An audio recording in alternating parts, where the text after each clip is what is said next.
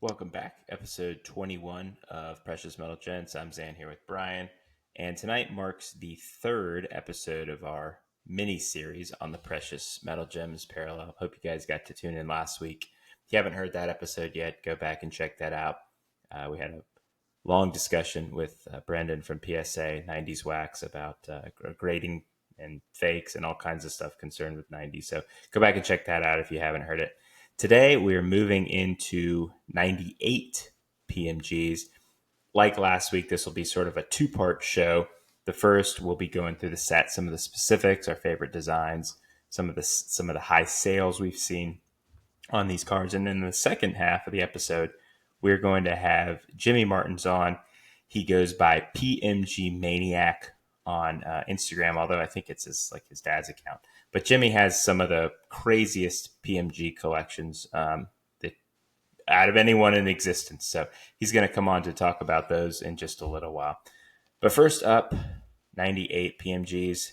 I did a parallels inserts bracket many months ago, and this emerged as the favorite parallel of everyone for football and for baseball. So I think it has its fans. I think you guys are going to like this episode. So first up, we got a little PowerPoint here. Again, check it out on YouTube. If you were listening, just switch over. Here pictured, we've got a 98 PMG of Peyton Manning, PSA 10. That's a Pop 2 card. And then we've also got a Metal Universe Championship picture here of Sean Kemp. So 97 Metal Universe Championship will be included in this discussion since it is the same design. A little bit about the set specifics. All the PMGs in this set are numbered to 50. So you don't have the issue with the reds and the greens and all the different numbers between football and basketball. Baseball, football, and basketball, all the precious metal gems are numbered to 50. For basketball, like we mentioned last week, it was kind of seen as a series 2 to the red and greens. So there's only 100 cards in the set, smaller league. 98 of those cards had PMGs. There were no PMG parallels of the checklists. Metal Universe was a little bit bigger for baseball, 220 cards in that set. And every card in this set comes in PMG parallel, including the checklists. 4650 through 50 in that print run, though. So if you have a card that's numbered 46 out of 50, 48 out of 50, etc., those are actually issued in complete PMG sets. So in the packs, you got sort of a redemption card that you would mail in, and they would send you a full set back. That happened again, actually, in 99 football. May have happened in one of the other sets. We're not sure. If you know, let us know. Baseball, unlike football and basketball, had a subset in it, which when I say subset, I just mean something in the base set that the design diverges from the normal base card. The Hardball Galaxy, which was featured the players in sort of like a comic book like, I guess accentuated features, very, very comic like. And there's 15 cards in that set. All of those come in the PMG parallel as well. Metal Universe Football, the last one, 200 card set. Every card in the set, including the checklist, come in the PMG parallel. Football was the only one of the three sports to introduce the 1 out of 1 Gem Masters parallel. And so we didn't have that in 97. So this is the first time we see a PMG Gem Masters in any sport. And of course, like Brendan talked about last week, we've had some issues with backdoor copies, but they're believed to be very few. Always safer to buy a PSA if you come across one of those. But that's just a little bit about the breakdown of the three sets. Brian, let's talk about the initial pricing and then kind of how it's developed into what we see today. One thing to note quickly about the release is that baseball was the first. It's the first baseball release, but it was the first of the release of this parallel. So if you're wondering, well, why did they do that Hardball Galaxy subset and do some other things with that set and not the other basketball or football? It probably had to do with that they maybe were trying out something new just for that parallel, and then they changed it a little bit by the time we got to football. And then football, if you were wondering like why would they have the 1-on-1 Gem Masters in football but nothing else, is because they already were planning the baseball and the basketball design, because the basketball design came out, basketball parallel came out relatively close to the end of the year, hence the name championship. So football was the last release of those three, and they probably were just trying to implement something new for that football set that boost sales or something. For the pricing, it's nothing that's really eye catching, I guess, in my opinion. For baseball, you had Griffey being the most expensive at 500, then like Cal Ripken Jr. and Thomas for about 400, A-Rod Piazza 300, Jeter 250, Bonds 120. But it was the best early reception of any of the um, sports in this parallel. So being the first PMG in baseball, it it was welcomed, and we spoke about it on the first episode where there was an article that we referenced in Beckett's magazine for 99 or 98 baseball where they were talking about um, kind of a refreshing outlook on the design where they were including like cityscapes and like a whole universe effect, and Metal was responding to the fact that Metal Universe being their name, they wanted to cover really everywhere in the universe, so they were focusing on different landmarks and different cityscapes and landscapes and things like that in the area or the region where the player played typically. For football, the prices are the lowest of all of them, which is pretty much what we see now to this day. Obviously, not this low, but lower compared in relation to baseball and basketball. So Favre being 300, Barry Sanders being 300. Your stars are about $300. The Moss rookie was $300. In the Beckett magazines, they use multipliers, so you have to take the base card price and then multiply it depending on what they put as multipliers. So nothing over 300 in value according to Beckett. The most shocking one to me was the lowest of the major rookies was Charles Woodson for $75. Again, defensive player, but Charles Woodson played both ways in college, and he was the Heisman Trophy winner. He was a pretty significant player in college coming out. So to see his only $75 compared to like the Moss 300 and the Manning 180 was kind of shocking to me. Rice near the end of his what they being like people that collected at the time maybe near the end of his career, but he obviously played for much longer. He was at 150 at that time, which was pretty crazy to me. Basketball being the most expensive, but again, like we've seen in most other sets, it's really like Jordan and Kobe at this time, and then everybody else. So Jordan was about 1,400, though. If you look at the monthly magazine versus I think it was like an annual magazine or some of the other guides, the prices vary a little bit. So the average between was about 1,400. I've seen anywhere from like 1,200 to 1,400, but it's somewhere around there. The Kobe is the same thing. It kind of fluctuates depending on what guide you looked at, but it's about 650, 7, maybe 500, 550 in some, but it's right around there. So it's typically about like half the Jordan price. And then everybody else is like, anywhere you look between 50 and 150 or so for these PMGs. Again, everything's out of 50. So the serial number, the scarcity doesn't really have a effect on these. But again, we see the basketball prices being more. And at this point, before with the 97 set, you could kind of say that, or the Reds and the Greens, you could say, well, the Reds are priced different for basketball because there's less of them. There's 100 or a 90 as opposed to 135 for football. But in this case, now you have a parallel that's numbered the exact same as football and baseball. And now you're seeing kind of the demand difference in each of these sports since they're all the same looking parallel. They're all the same serial number.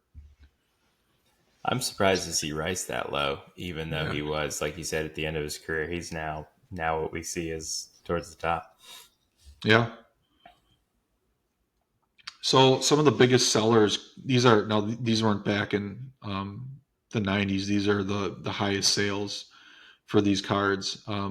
But for each sport, we have our two highest sales. Jordan for basketball, BGS 9 sold in February 2022 for 324,000, and then Kobe Bryant was BGS 9 as well for 144,000 April 2022.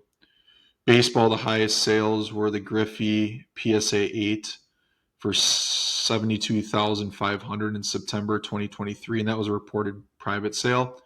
And these are all pulled from card ladder data as well. So they document where if it's private or if it's public. And then the Derek Jeter PSA 9 is 57,600 in April 2023. So right there, you're seeing a pretty big drop off, um, which is surprising. Then when you look at, well, I guess the grade has something to do with it too, which we'll get to. But the Peyton Manning PSA 10 being 100,000, I know it's his rookie, but to see it, that's a pretty significant sale, especially in relation to the basketball sales. Now this again is in 2024, and there's only 2 gem copies of that, and that card again is kind of sold in like this current peak that we're seeing again in the PMG or the rare 90s market. So that could have had something to do with it as well. But a PSA 10 in that card is very tough to get. There's 2 of them. And then the Barry Sanders Gem Masters that just sold recently in April 2024. The Gem Masters 101, that's the PSA 7 for 168,000. All right, let's look at some of our favorite designs here. We picked 5 from baseball, 5 from basketball, and then sort of a mixture in football. Baseball, first one here, the horizontal Randy Johnson. We talked about this on an episode with Shap's Cards. He's got one of these. Space Needle in the background. Randy taking up most of the frame. Just a beautiful card. One that almost never surfaces. It's been so long since one of these has appeared for public sale. And since that last sale, I think there's probably been 4 or 5 times that his Randy Johnson's Hardball Galaxy card has surfaced. So here, the obviously the player is great, intimidating stature, but a lot of the the background is doing a lot of the legwork just because it's such a well framed photo. Next one, well, we had to get this is the David Cone. If you're listening, the David Cone has the Twin Towers in the background. So obviously this was 3 years before 9/11, and hard to hard to top this in terms of historic imagery goes. This is probably one of the few cards in the set where you go back and say, well, what's there isn't what's there now isn't what was there in the picture. So we had to pick a New York card, and I figured this one was the best one to go with. Yeah, this is probably my favorite baseball. Well, actually, no, it's my second favorite of the baseball versions. Next one we've got. Okay, this one we talked about last week, Brendan. Not this card, but we talked about how there's some kind of cleverness to these cards. So this is the Ryan Sandberg, and he's in the old Cubs uniform, like the throwback Cubs uniform. He looks like he's probably rounding third base, coming home. But the way they've shot the photography, he's like on some kind of savanna or something like that, and there's a rhino behind him. And obviously, Ryan Sandberg's nickname was Rhino. So, clever little play here that you have to know something about the player to kind of appreciate the background. Yeah, I mentioned that they picked regional backgrounds typically for these cards, but they did throw in some of these, these Easter egg cards or these ironic cards related to the player or the team, which is kind of cool. Our next one, Scott Rowland, has the obviously he was a Philly at the time, and so he's got the love symbol behind him, the LOVE. If you've been to Philadelphia, it's kind of one of the major tourist attractions. Big sculpture. Not sure how long it's been there, but I think it was from the 70s maybe. But this Roland is incredibly hard to find. I had to pull this picture off the set registry because per card ladder, this card is never sold publicly, which was very surprising to me. I searched for, and this is very odd, 98 Scott Rowland and 99 Scott Rowland. Neither of them has ever sold publicly per card ladder. So if you want this card or you're looking for this card, might be tough to find. You may have to settle for the base card. I tried to find it on Instagram, the Scott Rowland collectors. Very difficult one to track down. And so, like we said before, sometimes these cards numbered to 50 just because there's 50 copies doesn't mean, there's going to be 50 copies for you to get your hands on. And then our final one here, hard to beat. I think Brian was probably referring to this as his favorite. This is the best, in my opinion. It's the Jeter in front of the Statue of Liberty head. And Statue of Liberty head. Jeter's like off balance, making a throw across the diamond. And just, again, another New York image, of course, but this is, I think, maybe one of the most iconic top 5, top 10 cards of the 90s. Even if the price doesn't necessarily reflect it now, like it's probably not in the top 5 or 10 highest sellers of the 90s, but I think in due time it'll get that type of love. Yeah, I mean, if we're gonna talk about like look back at the '90s and talk about your the most iconic images on cards, I know a lot of people say if you're looking at the '90s, like some of maybe some of the famous. I shouldn't even say the base cards because really in the '90s, I mean, you're looking at the inserts and the parallels. This has to be like in the somewhere in the top 5 for any sport, most iconic images. And then we talked about last week with the Jordan, possibly the perfect card, the Jordan PMG, the red. Um, I mean, that image right there. Maybe this and that, and then obviously Mm-hmm. we're going to get to the other Jordan, but some of these images are just I don't think you can really replicate it or even come close. But yeah, And this it's is my funny, like favorite one. the best players get the best images. It's kind of how it Yeah, feels. Or maybe it we is. just regard the images better because they have great players. Who knows? Yeah, I don't know, but this is probably my favorite PMG of any of the sports. Yeah, 98. I think you're probably, as much as I hate to give love to two Yankees cards, it's hard to hard to beat. All right, let's look at basketball here. Here's the Jordan flying high above the Chicago skyline. It's hard for me to say whether I like this or the red PMG better. I mean, I think they're both strong. The red's kind of like the OG, but there's more copies. This has more of an intricate design in terms of the backdrop. But, I mean, nothing defined Chicago like Jordan did in the 90s. And so this seems like the quintessential PMG from that set. Yeah, I mean Next, that's probably a oh, pretty what's that? close top 3. If you got this one, the red Jordan, and then the Jeter from the last slide. Yeah, agree. Next one, Iverson. So, but it's odd to me that you have two 97, 98 Iverson PMGs that one is in the old Sixers jerseys, one in the new Sixers jersey. This one, kind of like the Jordan, you've got the skyline in the background. I really like the framing of it. Iverson, I can't tell whether he's like dunking or doing a layup. I'm not really sure, but the imagery has become kind of iconic. I know a lot of people that really love this card, and I think that there's something cool about kind of having the debut of that new Sixers uniform on this card. So had to go with that one. Next one, the Shack. We talked about this last week with Brendan, where he was talking about how he used to live on in Venice and the boardwalk was behind him. This is great because not only do you have that backdrop, but you've got the in your face pick. You're basically the POV of the backboard here. The Karl Malone is kind of like that as well. There's a couple others in the set, but I mean, Shaq in terms of dominance, it was like the last guy you want to see in your face if he's going up for a dunk. So this one actually just sold, I believe, maybe last month, a few weeks ago, for about 40 grand. So this one is obviously accelerated in value over the time, and people have come to appreciate this card a lot more.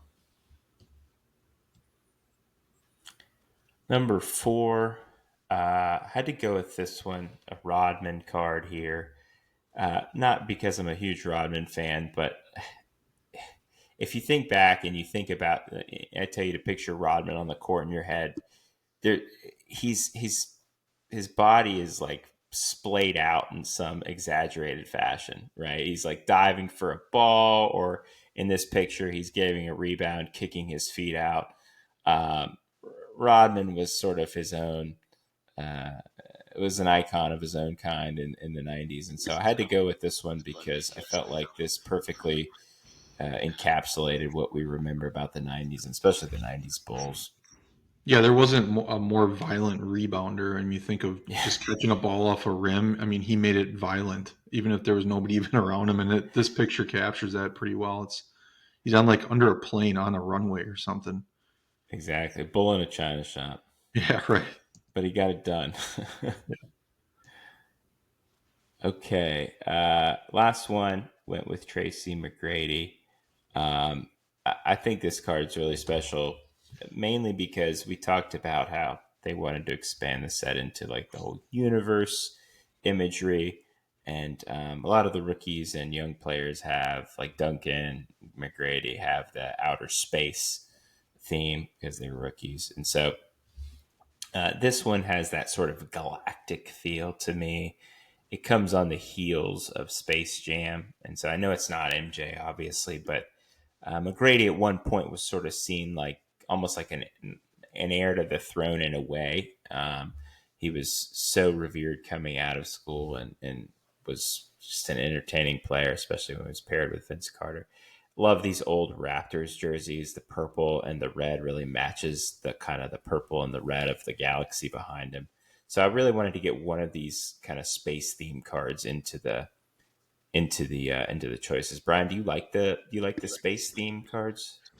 Not like when we get to the football, all the rookies are in that space theme. I don't really like them for those, but for basketball, like this particular card, I love this. I love McGrady, and this is like an extension of his rookie year because he Yeah, had the '97. So for some reason, with basketball and with this particular card, it looks great. When we get to the football, we talk about the football set. I didn't include any of those because I just didn't really like them. Like I have that Riddell Anthony. They're all in their college uniforms in yeah, the football set, and like the Riddell Anthony, I like the card because I like the uniform, but I don't like that he's in space by like a satellite.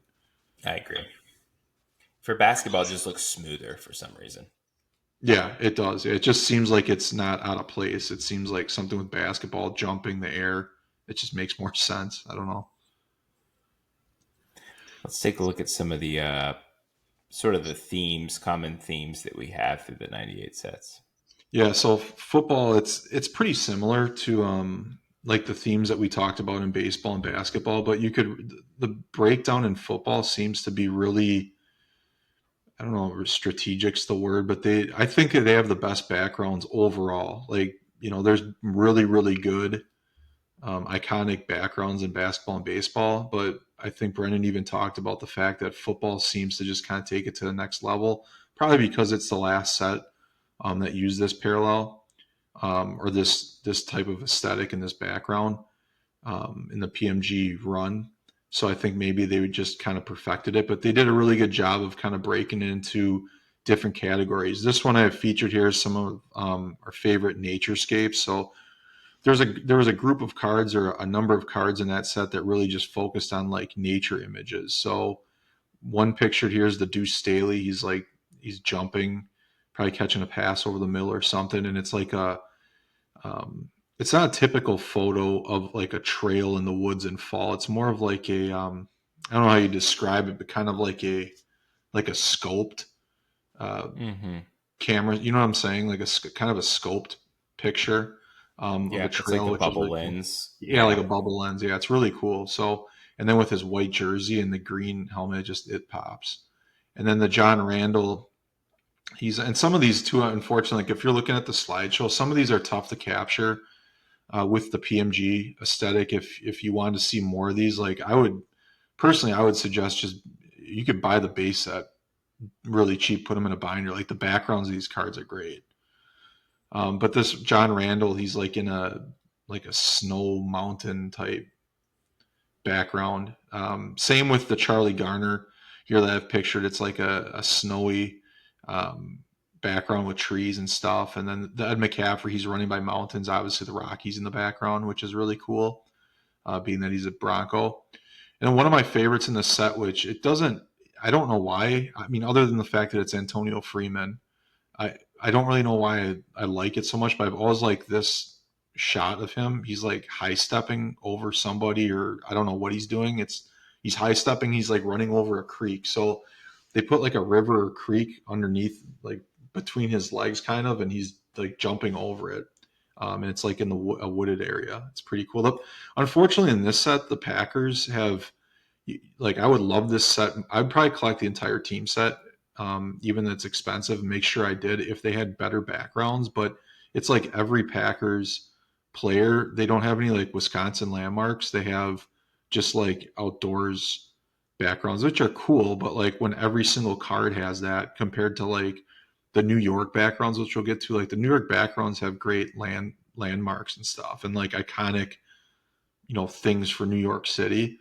But the Packers don't have just, I mean, like the Robert Brooks is in like a cornfield or like a cut cornfield. And it's okay, but it's like there's more to Wisconsin than fields and woods and water. Yeah, yeah. That Freeman has a really nice color balance to it, though. There's something about it Yeah, that makes it really pop.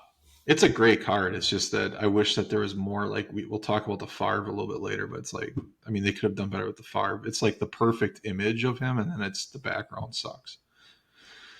The landmarks in the cityscapes is another theme, obviously, which we talked a lot more about that in some of the other sets. But there's some really iconic backgrounds in the football set too, like Jamie Asher, which most people probably don't know who that is.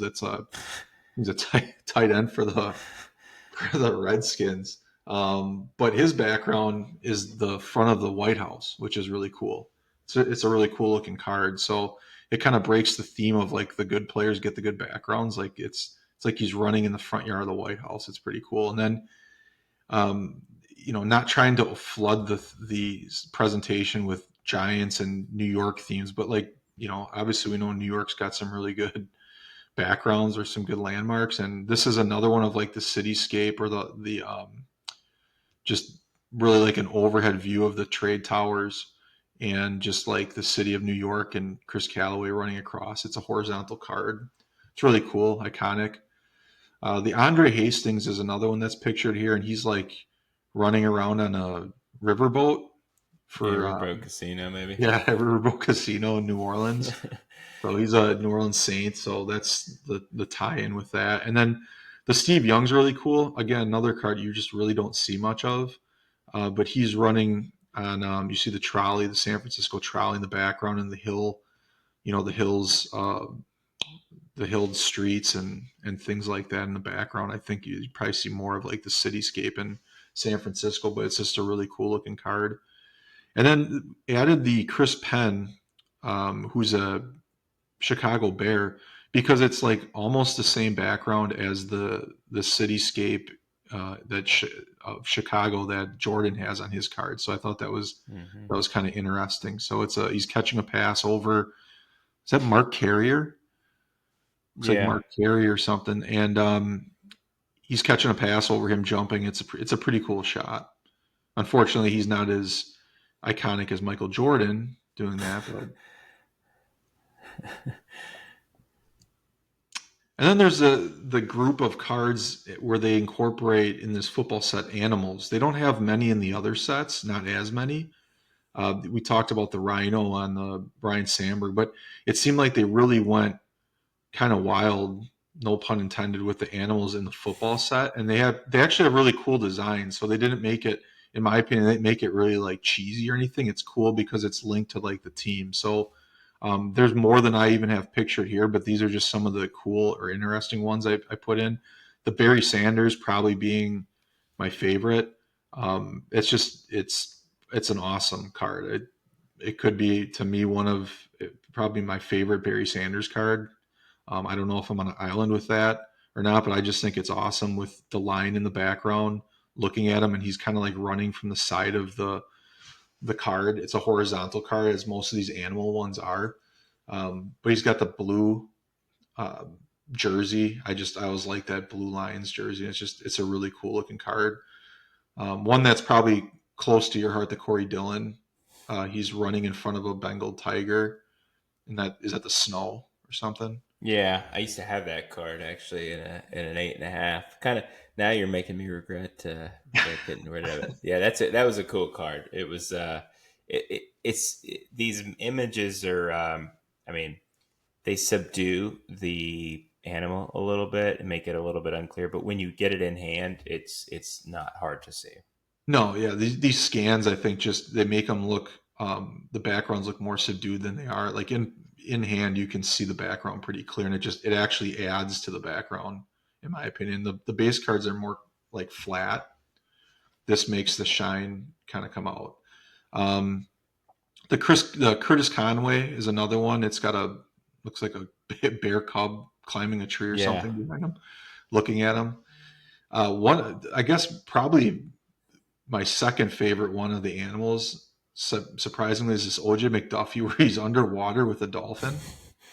it's just, it's pretty cool. Obviously, he's a Dolphins player, but I think it's a cool card to incorporate a sea animal on it. And then Antoine Smith. There's a Andre Reed where he's with a buffalo, and then there's the Antoine Smith here where he's running with like more buffaloes behind him, which I thought was cool. There's a Tony Banks that I don't have pictured here where he's got a ram behind him because he's on the Rams. Jeff Blake's got a Bengal tiger too, kind of like the Corey Dillon. They're both on the Bengals, so they really incorporate the animal theme in the football set, which I appreciate. I thought was pretty cool. And then there's a design element that I can refer to as like interactive. I mentioned the interaction between the background design in the '97, like the reds and the greens, but then they also did that in this football set. They did it in baseball and basketball too, but again, not as much. It's like they just like they maximized what they were doing in the other sets with football. They kind of like perfected it, in my opinion. My favorite of all of them is the Michael Irvin. I don't know why. He's being tackled by Jason Sehorn, or he's trying to be covered by him. Probably not catching the ball because Jason Sehorn dominated Michael Irvin, surprisingly, in his career. But it's cool to have those two, Sehorn and Irvin, on the same card. And then he's like behind a fence. So the fence is like running in front of him on like a ranch or something. He's obviously a cowboy, and it makes sense. But it's just a really cool card when you see the fence post going in front of him. And then the Curtis Martin is kind of similar to the Terrell Davis in this set. He's running around buildings, but I think the Curtis Martin looks. I don't really like the Davis for some reason, but I do like the Curtis Martin. I think the Curtis Martin's cool because he's like dodging the buildings, and it's a cool effect because the buildings are kind of popping up in front of him, and it looks really neat. He's got the old Patriots jersey on. Even though it says that he's a Jet in that card, which is probably the only flaw to it, but you have to look It's the only closely. reason I don't own it. Yeah, I remember you talking about that before. And then here's a kind of a goofy one. Chris Dishman for the Redskins, he's like tackling the Washington Monument, which is kind of just kind of funny. I don't. It's kind of a goofy looking card, but again, they kind of threw these. I guess looking back on kind of silly images but it's cool to have like the players interacting with the background. So it's another design element that they like to use. And then the last grouping of cards, refer to them as kind of like ironic or player specific or kind of humorous in a sense. Brendan mentioned kind of the humor that they implemented in football, the football set. They did it with the Ryan Sandberg, the Rhino card, but they have more here in football where you have Jerome Bettis running like out of a bus door. So his nickname was the Bus.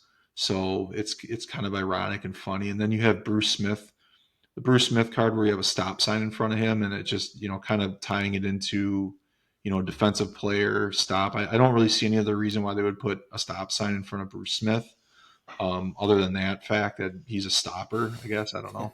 Yeah, it's moving Reggie too White's fast. Reggie White's running like with a train. So in some of these other ones, you see him running like ahead of a train, like he's fast as a train. And Reggie White's more of like in this car, kind of like part of the train, like he's a freight train. So that's kind of what I got out of this. It's kind of interesting, just to see. I think they kind of tied into like the player. And then James Jett, his last name Jett, Jett. He is on top of a jet, so that's a play on his name. And then Wesley Walls, of course, he's running down a ramp with Walls next to him. I don't really see any other reason. Being a Carolina Panther, I don't see any other reason why.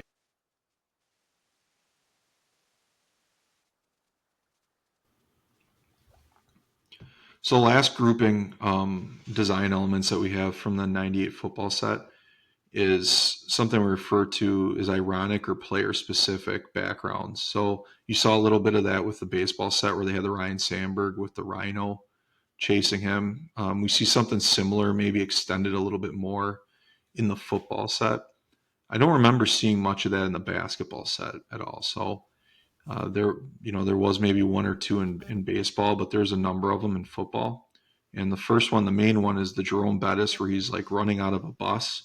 His nickname was the Bus, so they tied that directly into him and relayed that background to him.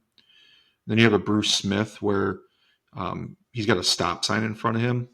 I don't really know exactly, but I can only assume that it's relating it to the fact that he's a stopper, defensive player, something like that. Otherwise, I really don't know why they would just put a stop sign in front of him.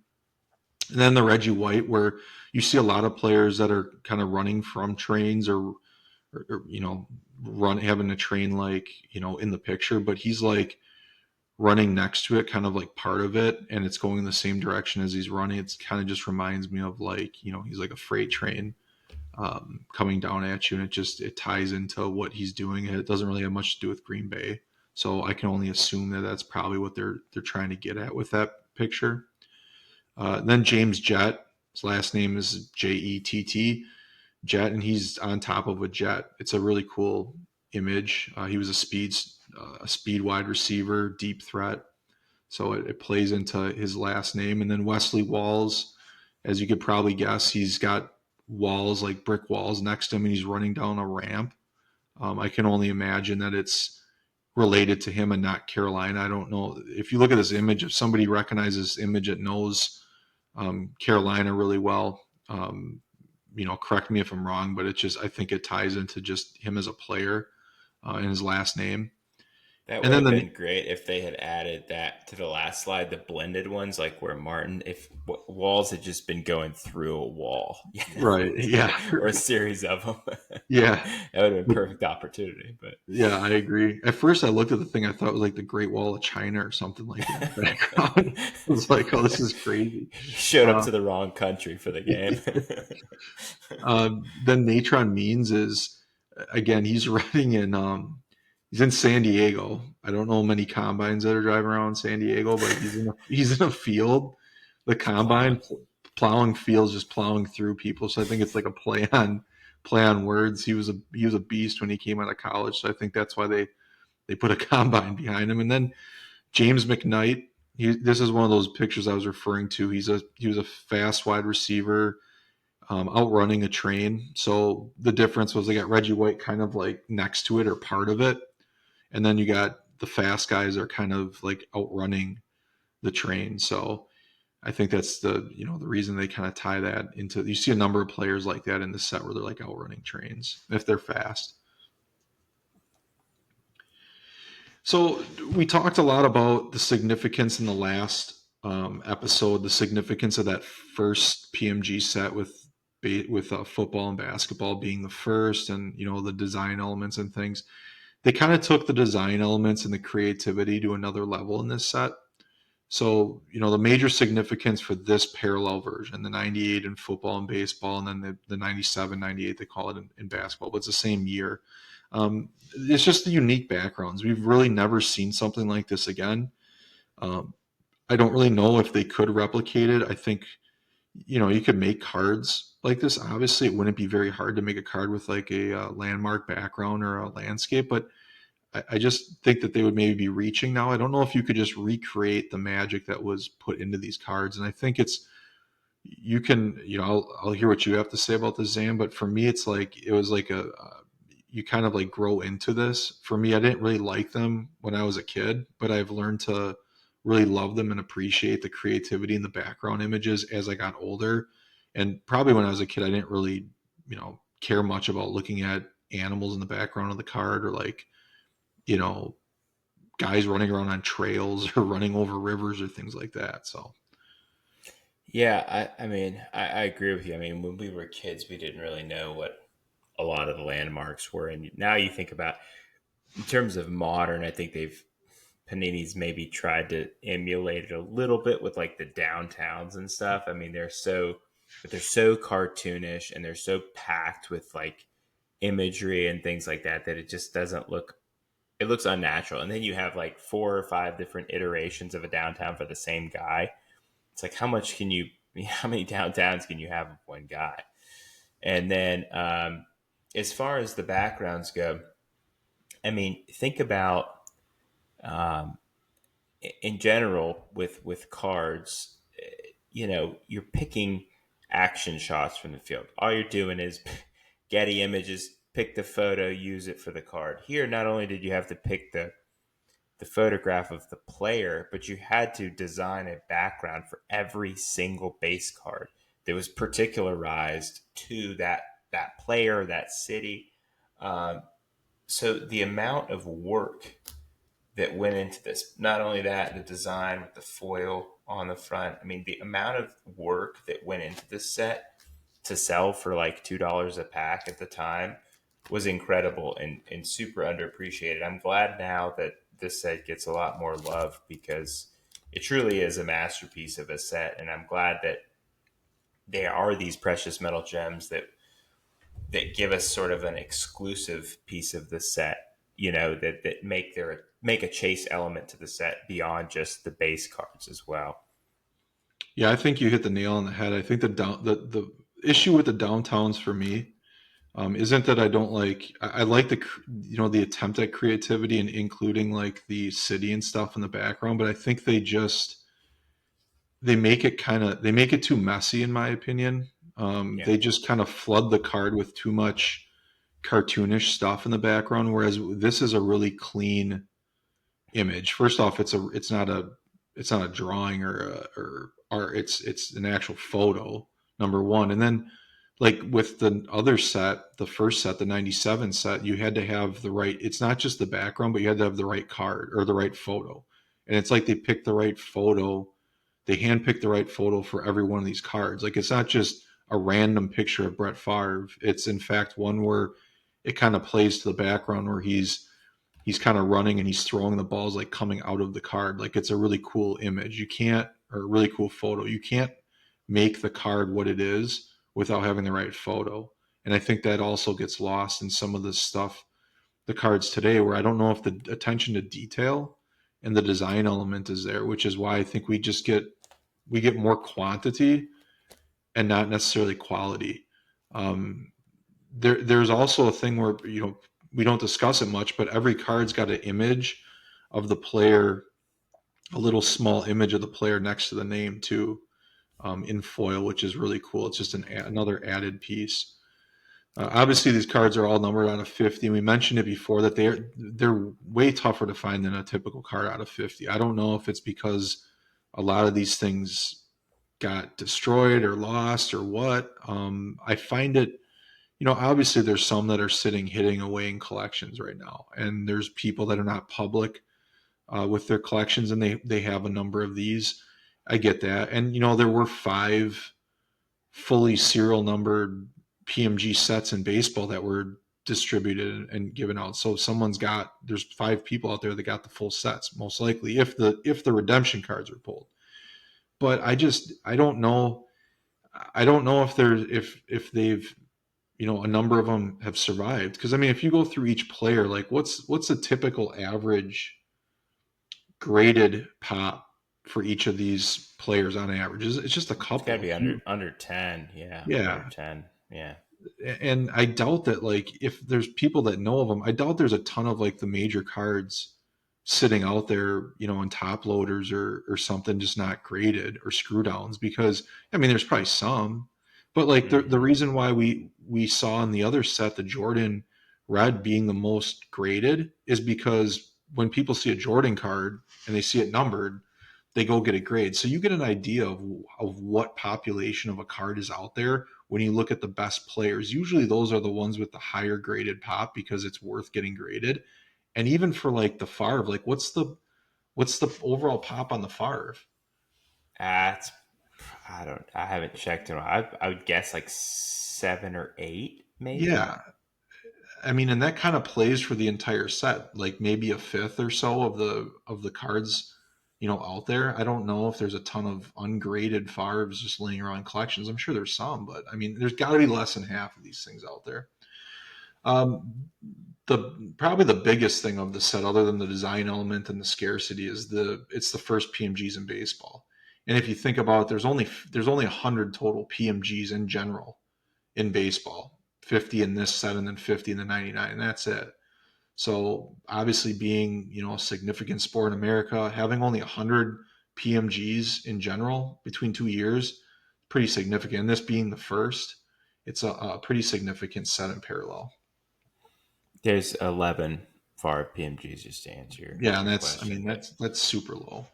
When I got back in the 90s and I was looking through, I've got the full baseball set here in this binder. I was looking through my binder, found the Jeff Kent PMG at the back of the binder. If I had never gotten back into cards, it would have just sat there, and someday someone would have discovered it. So I have to imagine there's a number of those that are either sitting in binders or shoe boxes or two rows or whatever it may be. So some people, say, well, Panini, he stole the scope design or used the scope design. They borrowed it from 98 Metal, which was, to what we know, the first use of it in sports cards, but not the first use of it overall. Um, at one time, I believed that it was, and then my friend Tim Salmon Collector on Instagram enlightened me that there was a set in 1994 Pacific, Saved by the Bell, the college years, which had 110 cards in the set, but then it had a parallel of all things, which was entitled Prisms. Prisms with a Z, which is weird because we know 94 Pacific Prisms for like sports was with an S. This might be the first use of Prism with a Z as well. So it's a 10 card set. It had the main actors or main characters from Saved by the Bell. Here's on the screen. Here's a Zach Morris with the most 90s look of all time. But yeah, they use the scope effect on these parallels. And Brian's holding up a nice picture of Screech there. Dustin Diamond in his I don't know where he got that shirt, Goodwill shirt or something. So this was not the 98 Metal was not the first use of the scope design. It was upon information and belief 94 Pacific. There's Slater showing off the six pack for all the ladies out there, all the ladies that listen to this show. Um, so that was awesome. I enjoyed that. I hope you guys did too.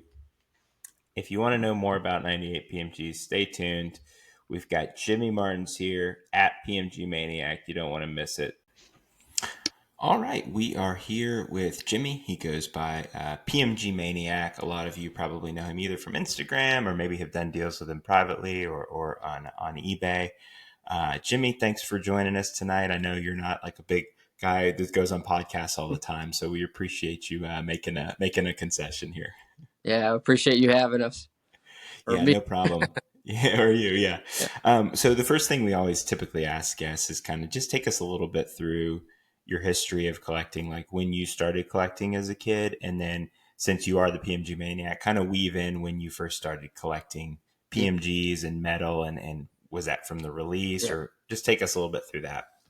And just to clarify that a little bit, it's like me and my father were we're partners on this whole collection. So just want to clarify that too. Sure. I do a lot of the front end work with talking to customers and just making connections, and he does a lot of the back end stuff. Like he'll submit the PSA orders, put everything on the registry, ship. So I want to give him credit too. He kind of started everything, and then we just took off from there.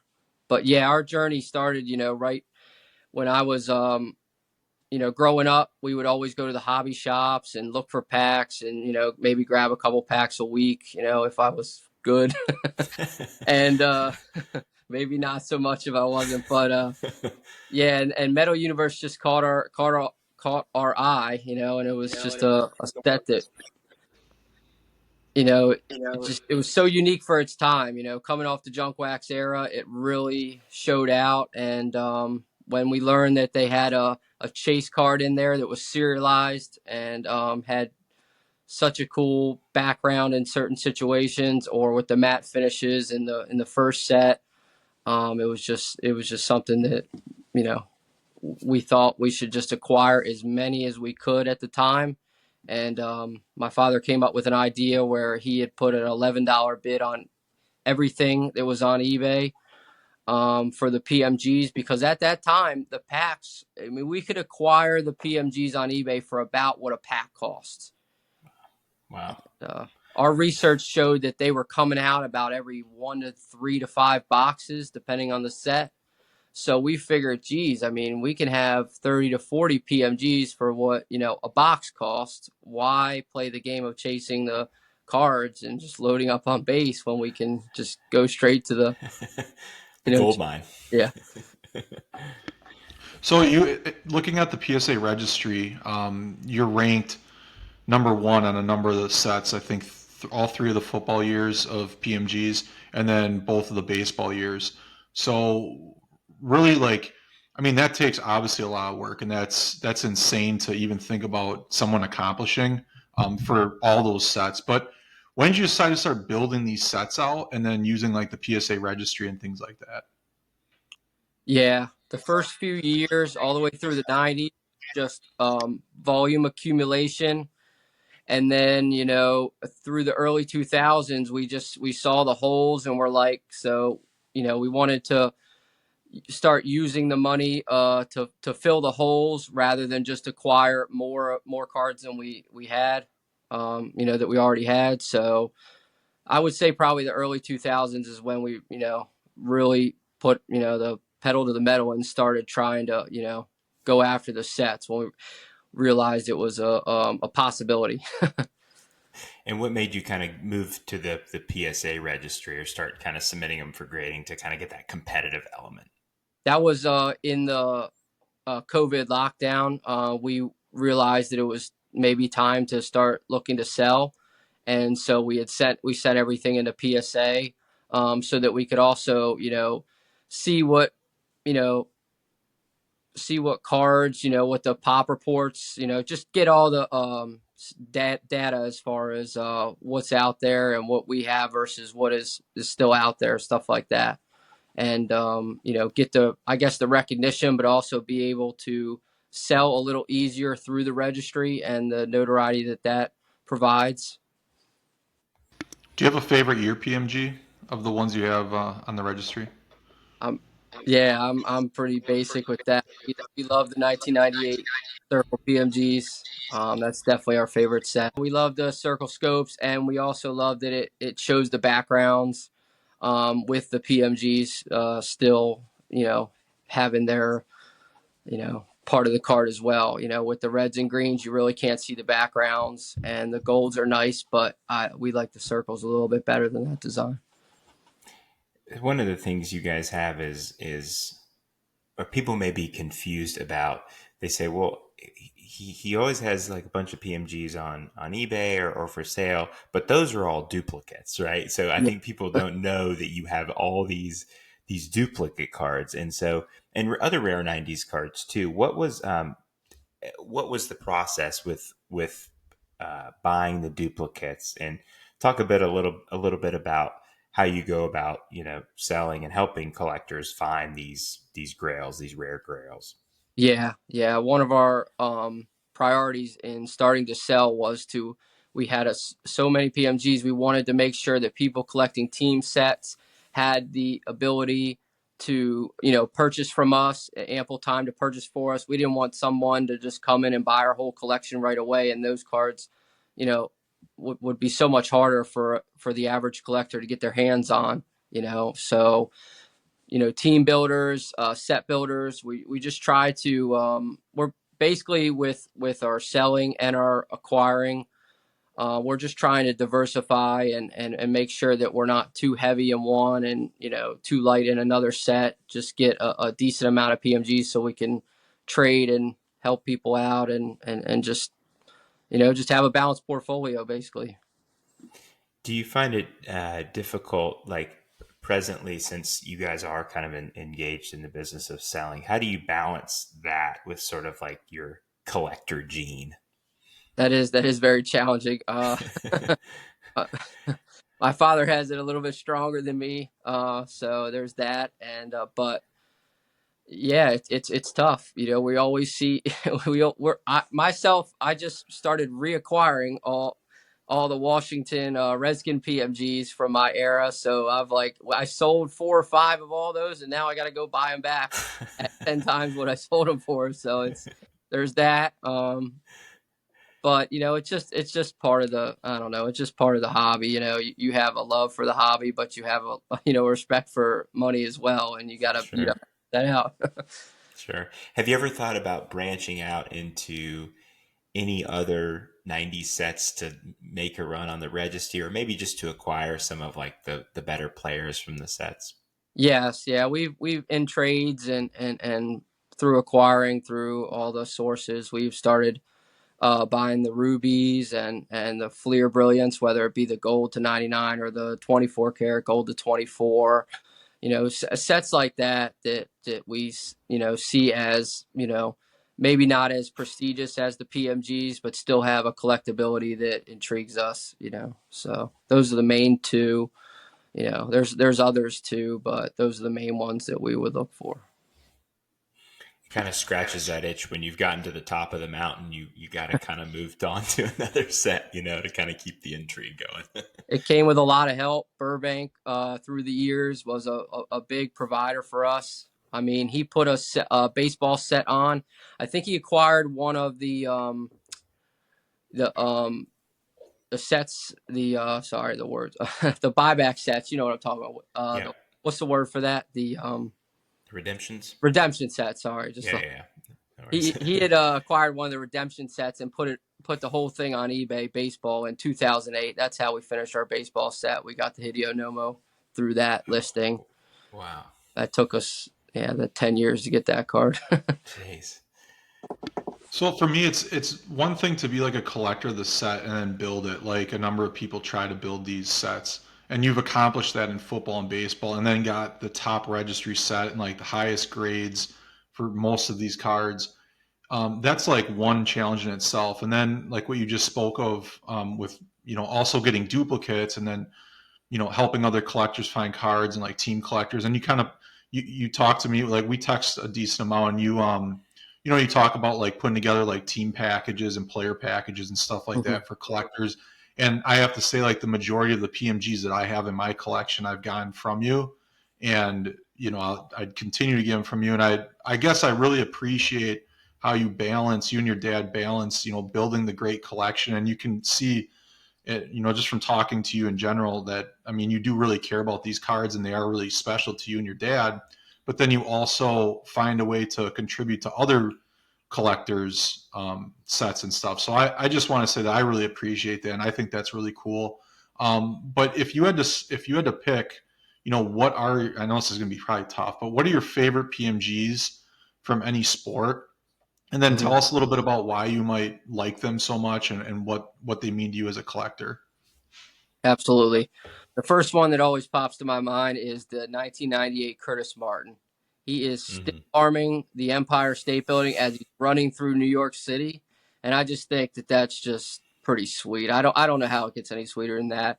I mean, there's some ones with the animal backgrounds that match the team, and I want to give a shout out to some lesser known players like Tony Banks has the Rams behind him.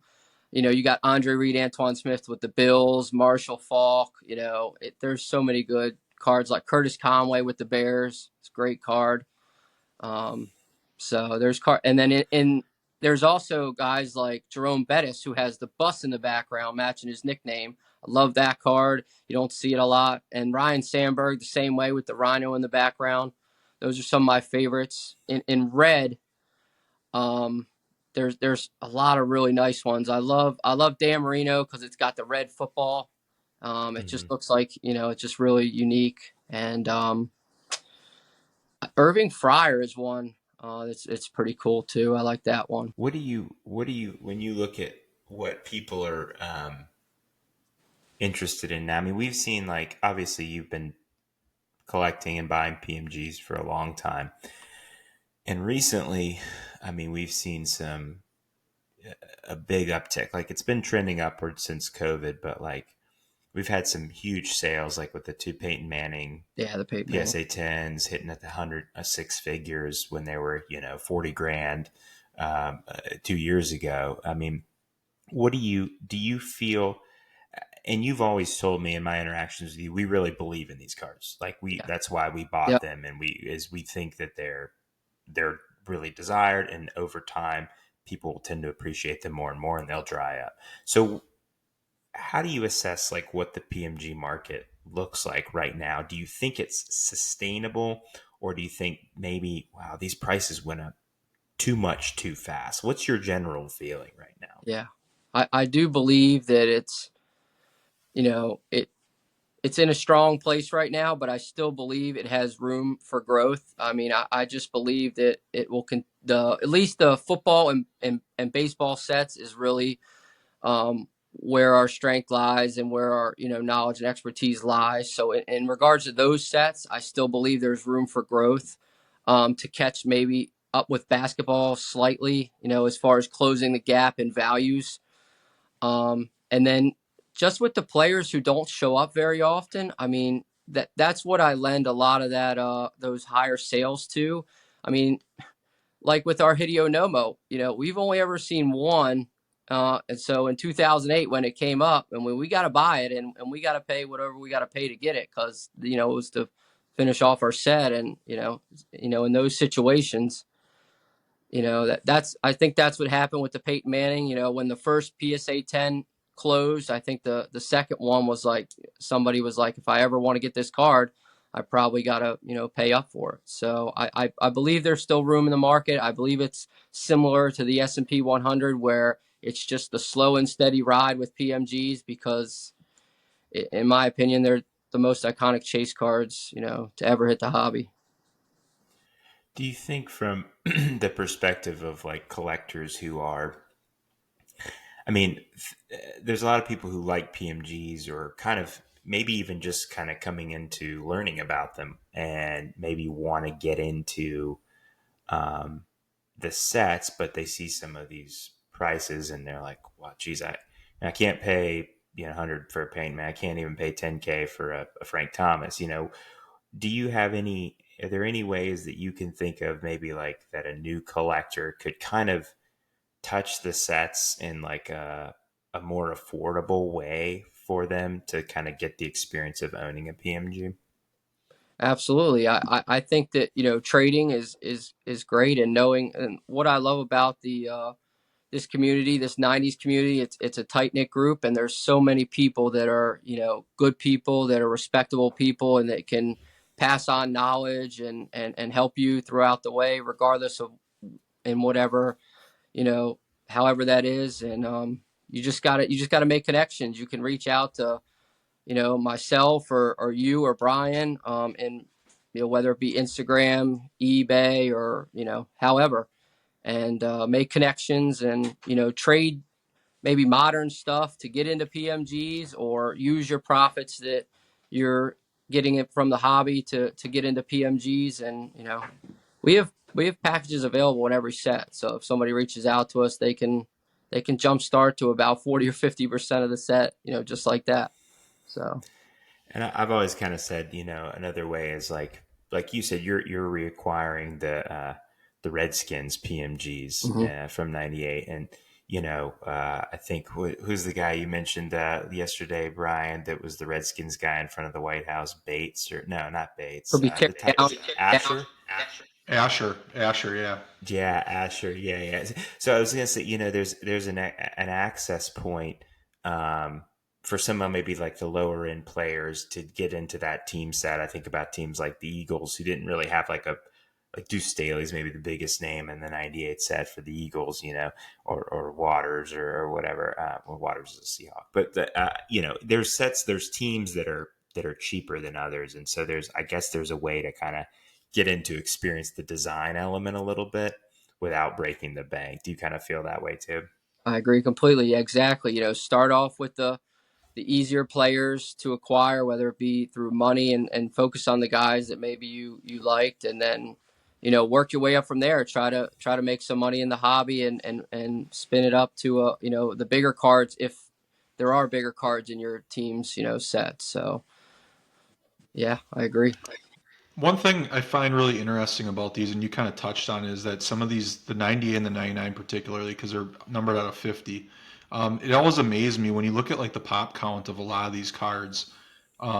It's out of 50, but you don't see more than maybe 6, 7, 8 max in the pop report. And then you imagine, like, I mean, really, how many of these do you think are floating around raw? I mean, Mhm. how much of what percentage you think of the pop of the actual pop of the 50 of each of these cards you think is actually out there?